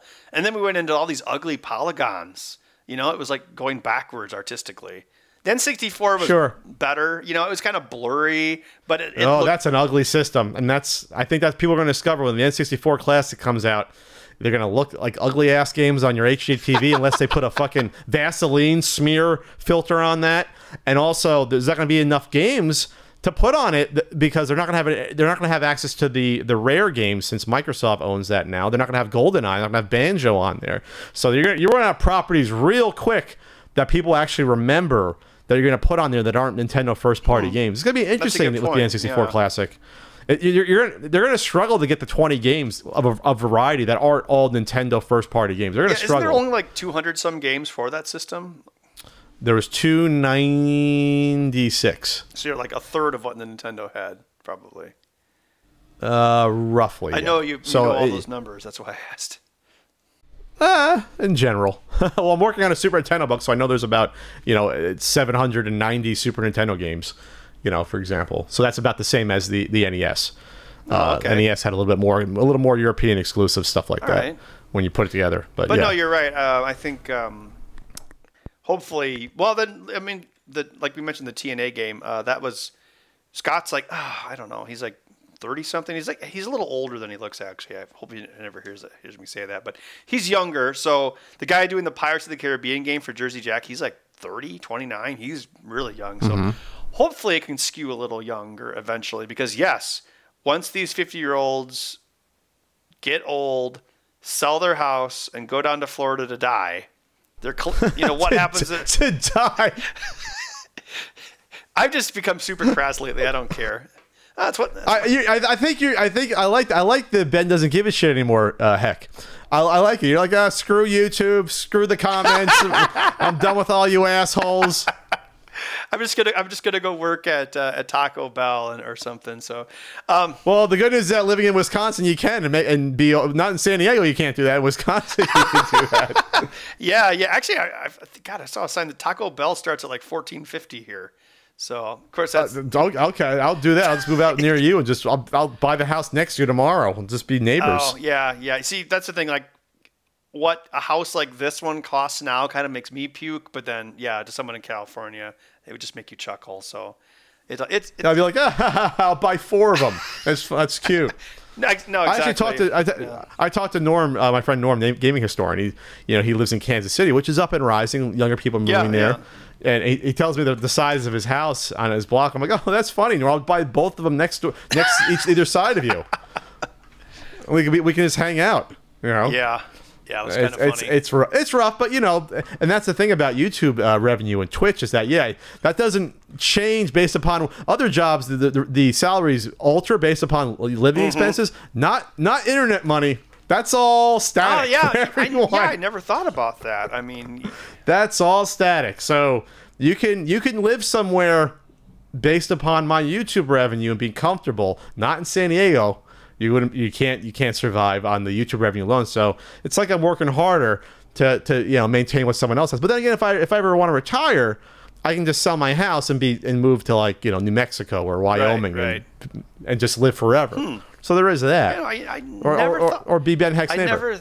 No, there's cheaper places than here. I never thought about that with YouTube, but you're right. Like if you were like in Kentucky or New Mexico or something that you have your good, but versus regular employment where it's like, if you get a game studio in even like if you were like in Houston versus Austin, you'd have to pay people a pretty different amount of money because of where you are. Of course.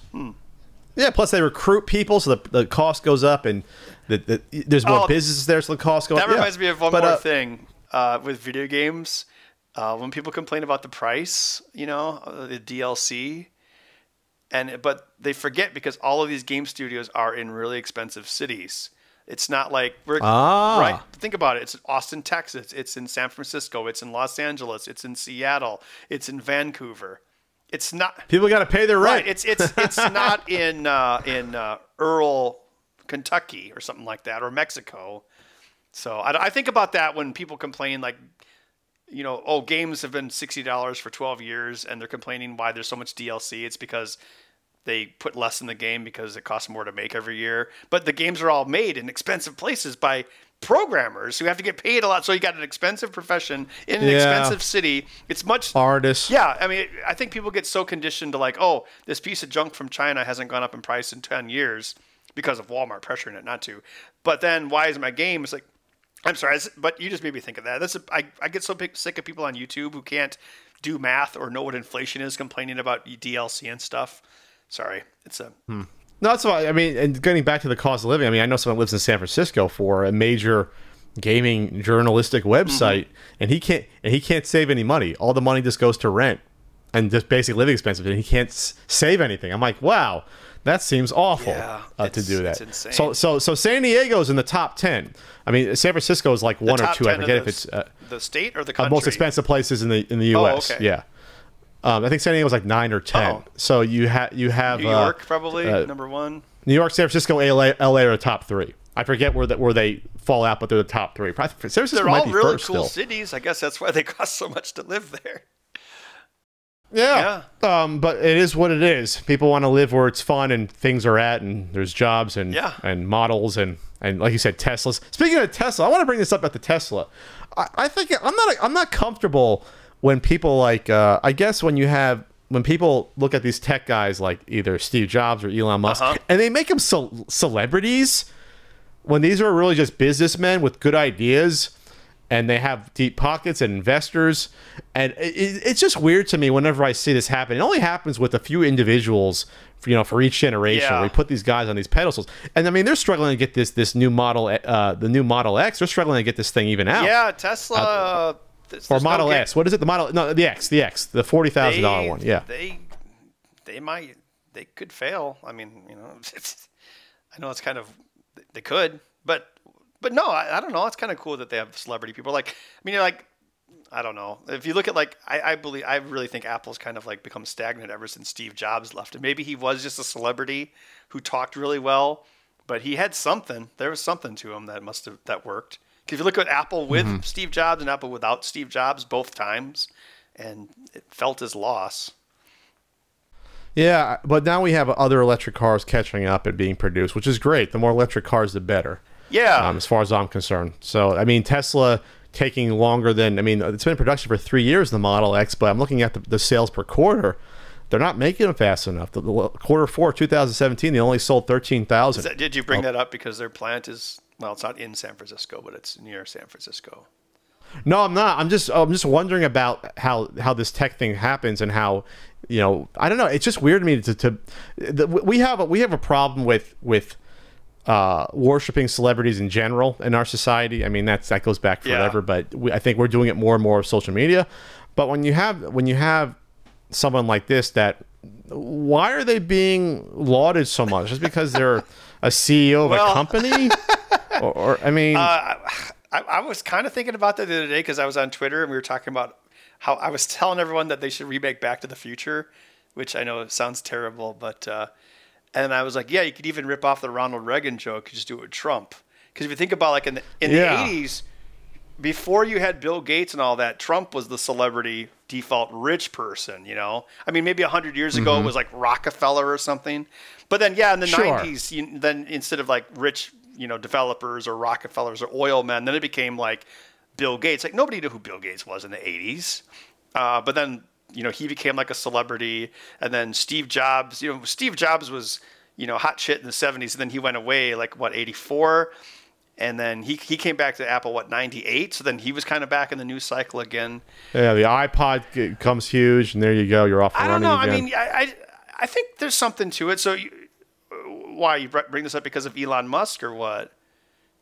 I just think it's dangerous in general, but to couple celebrity sort of cult worship. But when you couple that with someone who's trying to dominate a technological market, that to me is even weirder because now it brings into commercial status and trying to sell products to you at the same time. That's just weird to me than saying, oh, I'm worshiping Beyonce or a movie star. It's like, well, that doesn't have global ramifications potentially. I think it's better. I would think it's better to, well, maybe worship is a strong word, but I mean, someone like Elon Musk or Bill Gates or Steve Jobs, they arguably are a lot more important than a movie star. They actually build things.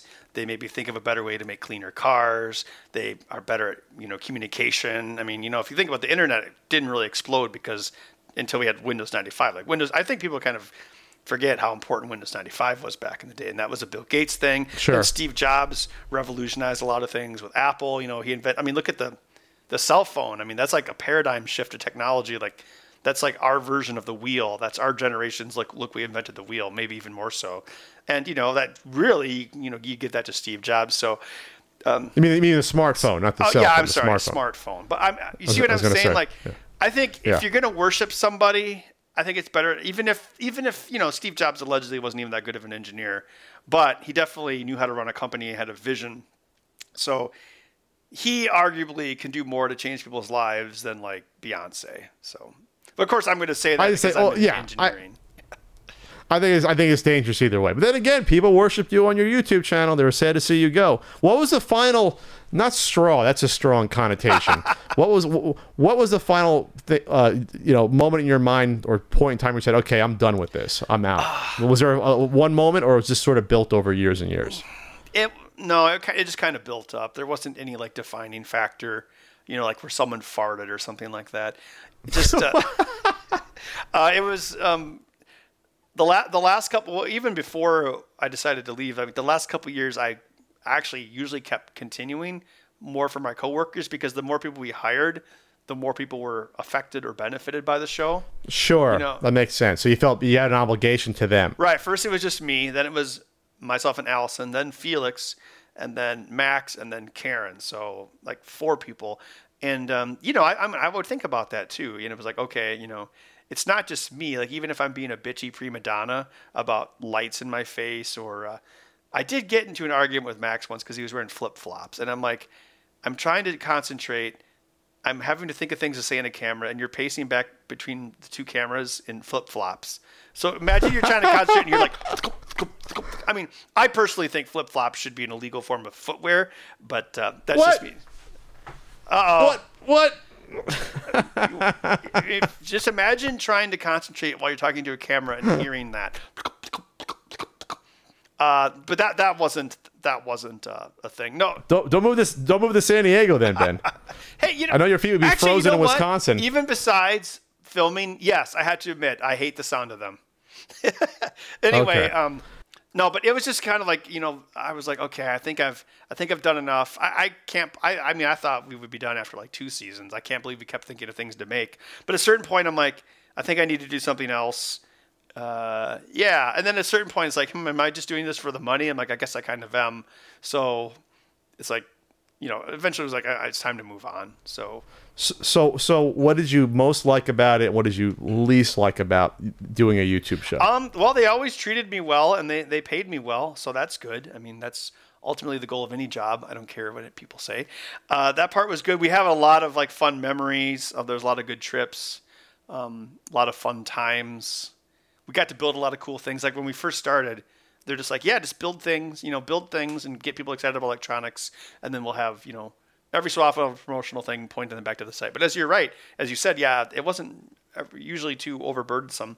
So when I first started, I'm like, okay, I've always wanted to build this. I could never justify it because when I was working for myself, everything I built, I had to be able to sell.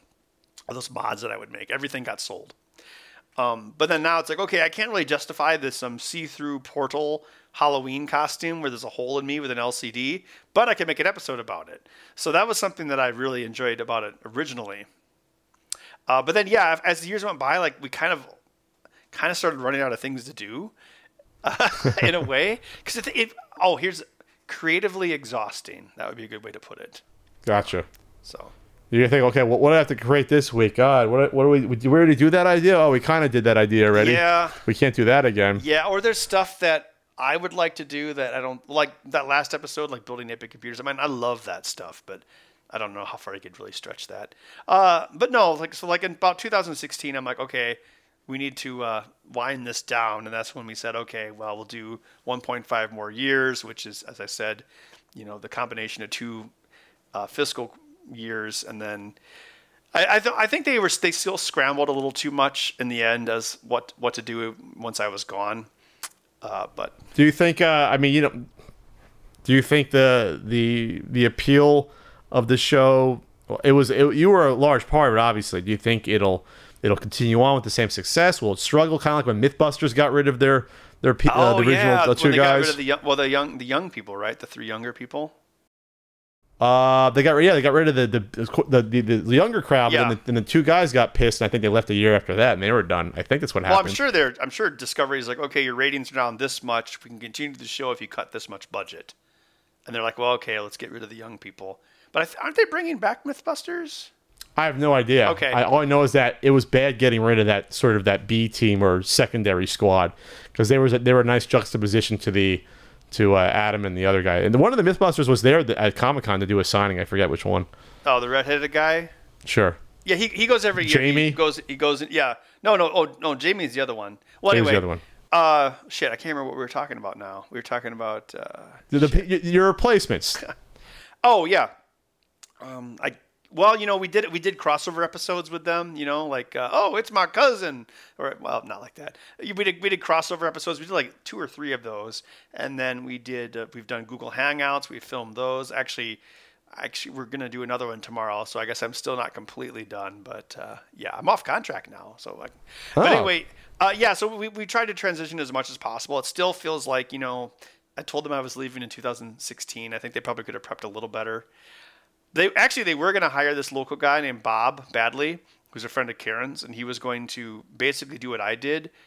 And so they contacted him a year ago, and they're like, okay, well, if you still, and he was a self-employed contract worker like I was, but then basically he like landed a full-time job, and he's like, well, sorry, I can't take over now. So then that caused part of the problem. I see. So are you leaving behind a legacy? You think that people, not just what you created, but your certain style, your wry sense of humor, you think that's what people are going to miss about your videos? Not just obviously the cool gadgets you put together, the cool little consoles and things like that. I would say I'm a much better speaker than engineer.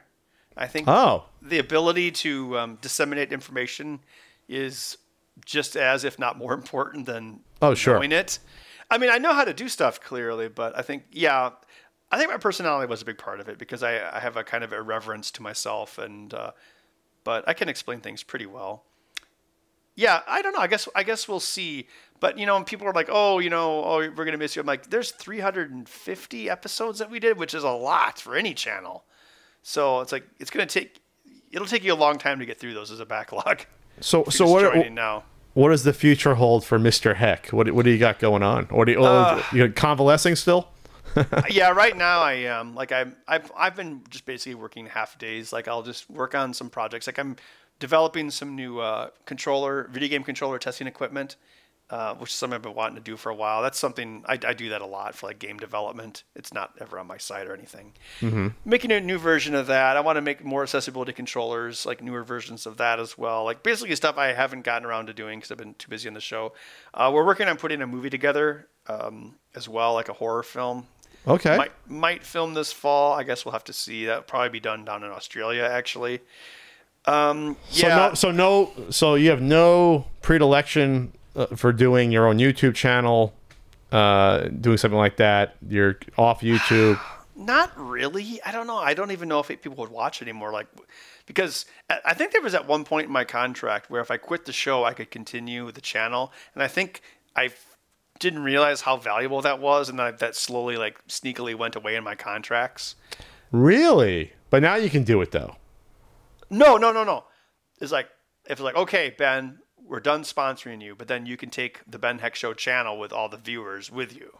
Oh, if you could have taken the whole channel. Oh, not the separate channel. You could have taken the whole channel. I think that disappeared from the contract a while ago, and I didn't really care that much. Although looking back now, that's a valuable YouTube channel. I mean, 600,000 subscribers. They probably realized how valuable that was to give away. And you know what? Since they paid for it, that's perfectly within their rights to do.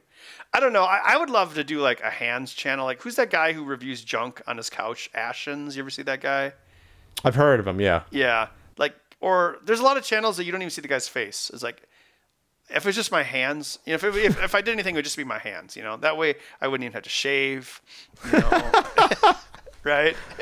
You're growing out that beard. So no ideas for doing a new podcast at all, like a tech podcast, something like that? We still have the benheck.com podcast on my website, which we stopped doing for a while when I started doing the show. But then in the last 2 or 3 years, we started resuming it. I don't know. So I'll still be doing that. The only reason I might want to do something on YouTube again or video is that I really feel like my video editing skills have atrophied. Like I've had someone else doing it for me for 7 years, so it's like I've forgotten, which makes me kind of feel bad. Like I was using After Effects the other day, and I'm like, where'd that filter go? Oh, where do I click? Like an old person. So that makes me feel bad. You can finally look at my NES golf swinging device. You can finally take a look at that. Yeah, I guess I could. I guess I could. Actually, that is one negative. Like a lot of times people would give me something like that, and I'm like, okay, I can totally justify this as an episode.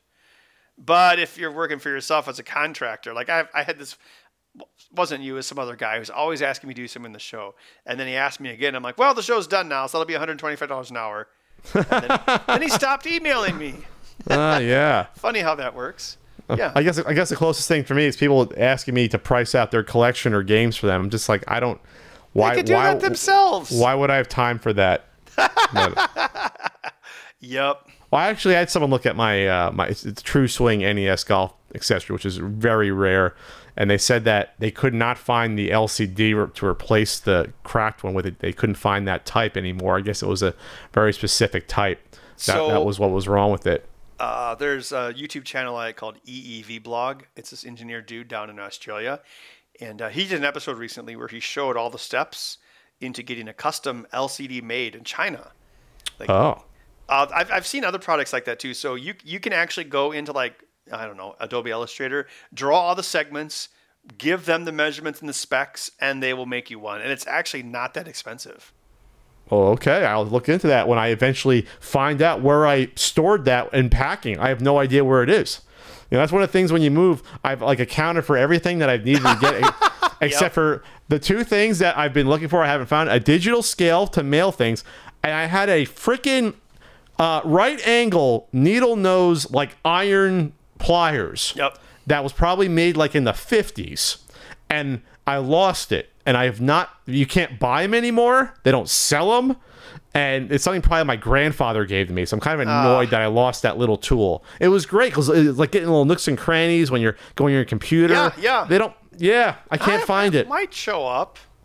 When I moved the last time, I lost my car title, and that was the big one. I still don't know where it is. That's a big one. Replacement. Yeah, that's a big one. When I moved, I lost my Horizon Zero Dawn disc. So I'm trying to figure out okay, what movie did I watch? You put it in before you played it. I pulled it out of the PlayStation 4 in order to watch a Blu-ray. Then I'm thinking, well, I never hardly watch movies anymore. Although for some reason I've been watching Indiana Jones. So I'm like, I think I watched Raiders of the Lost Ark with my friend Temple of Doom in December with my friend. So I would have taken the disc out, and then what would I have set it in? But now all of my game discs have been jumbled up, so it's not like what game box is laying on the coffee table. It could be any of them. You got to you take one day to go through everything to find it. It's basically like the end of Raiders of the Lost Ark when they put the Ark in that warehouse. That's my Horizon Zero Dawn disc. Well, that's the rest of my house. I mean, I have 2 rooms that's just overfull of my collection right now, and the garage is more organized. You couldn't walk in the garage the first couple months. I have too much shit. This is really the inflection point where I really think, okay, I got to pare down my collection. I keep saying that. I'm going to do it. I'm going to get rid of half my stuff. I have to. It's just too much stuff. You should just say, okay, what price is worth it for me to bother with eBay? Although eBay is not that hard. Well, to me, it's not really the price. It'd be more the sentimental value of, okay, like the NES collection, that makes sense to keep all that. The TurboGrafx collection is so small, it fits on half a little shelf right here. There's only 130-something games, but I don't need all these N64 games. I don't need all the Super Nintendo games. I don't need all these Sega CD and Saturn games. I don't need all these Genesis games. I just don't. I'm never going to play them. I know that. I have a lot of original PlayStation games that I'm never going to play. So, yeah, just stuff like that where I'm like, okay, and it's really the box consoles where I'm kind of have a sickness. It's like, right. Do I really need all 12 NES box variants? Probably not. I'm missing 2 of the variants. Do I really need to get those, or just get rid of them and keep even 4? I can keep the original deluxe one, the New York test one. I can keep the one I had as a kid with Super Mario Brothers, and maybe a couple others. And then I don't need the freaking Power Pad set in my collection. Do I really need that? Do I really need the fucking Power Pad set? It's just. I mean, maybe I know people like to put all the stuff on the wall behind them and do their YouTube video, but yeah, how much do you really need? What I have in my living room? I have the retro USB Nintendo, and there's an EverDrive in it, and then I've got that wireless 8-bit DOE receiver, and those are nice. Yeah, the controller. That's all I need. What was it? I was my Xbox 360. I'm like, well, this is the last gen. I'm never going to play this again. Why do I even the last gen? No, it's if I had $1 for every time someone asked me to play Mass Effect, and I'm like, I am not going to play that game. That game is 10 years old. I'm never going to play it. I'm sorry. That's just how I am. It's either what's brand new or Nintendo, Atari. That'll all be on the. That'll stuff. all be. I bet that, now with the new games, then they're now all on Xbox and on Windows 10. So I think in the future, we're going to have to worry about it anyway. You'll be able to play all these games on the computer. Yeah. At least list all these Xbox games, and that'll be the best for everyone anyway. Well, I don't want to play Mass Effect on my computer though, because I have a perfectly good couch. You know, that's like a living room game, right? Oh, okay. That makes sense. With the controller, it's like I gotta. Cause, yeah, no, I don't know about you. I sit at my computer way too much anyway. If I can play something in my living room, that's the version I go for. That makes sense. All right, Ben, this was great catching up with you for sure. Yeah. Anything else going on? Where can people reach you online? benheck.com is my website. It's still up. Also on Twitter, I'm at Ben Heck. I'm usually talking about stupid things like cooking or whatever, but that's where I am. Actually, I've noticed I've gotten a lot of followers lately, so I think maybe people are jumping on there since I'm leaving YouTube. Well, there you go. See, people don't like the tech. They like you. You're part of the whole ensemble of technology and humanizing it and making it relatable. And that's why you were such a success for so long. And I don't think, I'm not speaking out of turn here. I think Element 14 is not going to be able to replicate the success of the show without you. That's all. That's my opinion.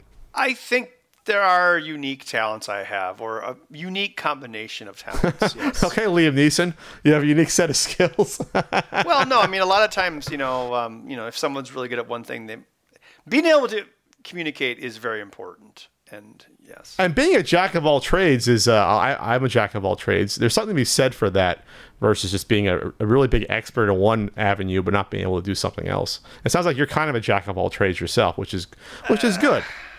There's still things I need to learn more Linux. I wish I knew more about that. I do know how to weld now, so that's good. You're a jack, I said. You're not a master of Linux. You're a jack of Linux. That's what I just said. You're probably better at cutting rocks than I am because I just tried that for the first time yesterday. I'm not cutting the rocks myself. I have workers with big steel saws. I'll cut a finger off. I can't do that. These are Nintendo thumbs. I need these. So that's a difference between us. Like I'll cut my own rocks. I was thinking. I was doing landscaping work, so I was putting rocks out front by my bushes, and I was like thinking, like, what if I crush one of my fingers? Like, I need my fingers to solder and make money. I went through my mind, but then I picked up my Pixel phone and I put my hand on the fingerprint sensor, and my finger was all swollen from the rocks and it didn't detect it. And I'm like, oh man, this is crazy. You got to get your fingers insured, like models get their faces and legs insured. You got to do that. Oh, yeah. I'm a freaking hand model. All right. Well, yeah, it was really good talking with you. So hopefully people find this enjoyable. And so, yeah, I mean, I may be gone from the Ben Heck Show and YouTube, but I'm definitely still out there on the internet. So, yeah, follow me on Twitter and check out my website. Yeah, we'll do this again. It won't be 14 months. We'll check out back in when you probably get your next venture going, your next pinball machine or what have you. You'll think of something. You're going to get back on the horse. I think. I do have a Whitewood at Spooky that wasn't finished. We may actually be finishing that now, so we'll see. Also, are you going to Portland this year? I'll be there. Oh, I'll be at Portland with bells on, of course. Cool. I guess we can talk then. We'll do that. All right, Ben. Thanks so much. Take care. Later. The Not So Common podcast is proud to be working with NordVPN. It's what I use to keep myself safe online, and now you can too. If you care about your privacy and the security of your information, NordVPN is giving you 77% off a 3-year plan when you go to nordvpn.com/Pat or use code PAT at checkout. VPN stands for Virtual Private Network. Today, having a VPN is more critical than ever. Why? If you're doing anything online, your information and browsing habits are out there for anyone to get a hold of. You're at risk. ISPs, internet service providers, can track our every move and use our information to their benefit, not ours, selling our browsing habits, even slowing down the sites we visit. When you use NordVPN, you can have access to over 4,000 super speedy servers in 62 countries, and those connections secure your information using military-grade encryption. That means your information and what you do online is nearly impossible to track. I'm using the NordVPN app on my phone and laptop, so that means when I'm getting free Wi-Fi at the coffee shop, the airport, or hotels, when I go to conventions, wherever, I know things like my passwords and banking info are masked. The folks at PC Mag made NordVPN their editor's top VPN choice. One account lets you protect up to 6 devices with one account. There is an app for Android. On iOS devices, there's unlimited bandwidth and a money-back guarantee. And a quick aside here, hopping on servers around the world, as NordVPN lets you do, has a few other benefits I've been testing out, like accessing streaming services in other countries. Again, that special offer, which breaks down to only $2.75 per month. You get it by going to nordvpn.com/Pat or use code PAT and get going with your secure web browsing with NordVPN. So, guys, that's it for this Not So Common podcast. If you like the podcast, you can subscribe on your podcast platform of choice or YouTube. There's Google Play, iTunes, Stitcher, Podbean. You can listen to the podcast anywhere. Click that bell for the subscriptions, whatever that means. Leave a comment. Let others know how much you enjoy my interviews and my rambling. Finally, if you want to help support me and the Not So Common podcast and my other content, please check out my Patreon. It's at patreon.com/PatContry. Thanks, everyone. I'll see you next time.